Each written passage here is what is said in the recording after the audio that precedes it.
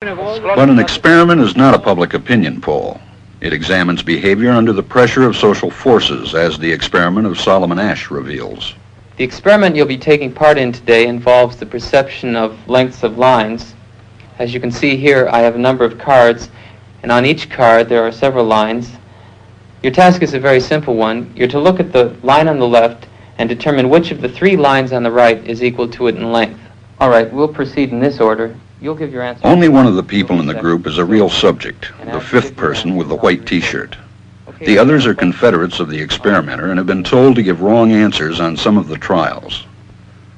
The experiment begins uneventfully as subjects give their judgments. 2, 2, 2, 2, 2, 3, 3, 3, 3. But on the third trial, something happens. 2, 2, 2, 2, 2. The subject denies the evidence of his own eyes and yields to group influence. Asch found subjects went along with the group on 37% of the critical trials. But he found through interviews that they went along with the group for different reasons. 1. 1. They must be right. There are 4 of them and 1 of me. 1. This subject's yielding is based on a distortion of his judgment. He genuinely believes that the group is correct. 1. 1. 1. 2.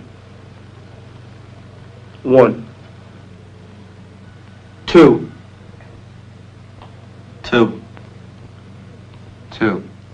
I know they're wrong, but why should I make waves? 2. In this case, the subject knows he is right, but goes along to avoid the discomfort of disagreeing with the group. Here, the distortion is at the level of his response. 2. 2. 2. 2.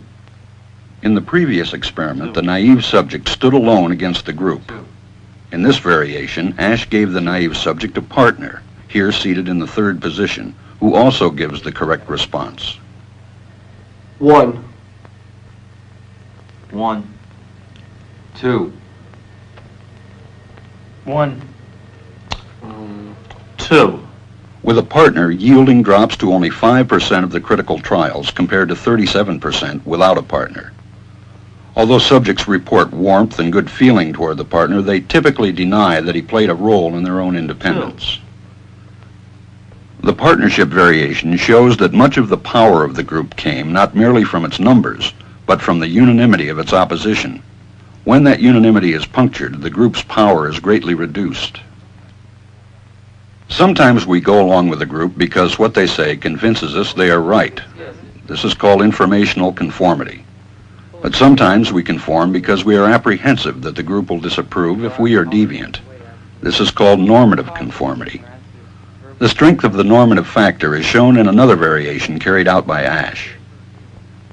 In this variation, the subject is told that because he had arrived late, he would have to write his answers. Subjects in this private response experiment are exposed to the same amount of misleading information as other subjects, but they are immune from any possible criticism by the group. 1. 1. 1. And this enormously reduces the pressure to conform. Conformity drops by 2/3. Asch's experiment is a classic. It reveals how people will deny what they see and submit to group pressure. It allows us not only to observe conformity, but to study the conditions that increase or reduce its occurrence.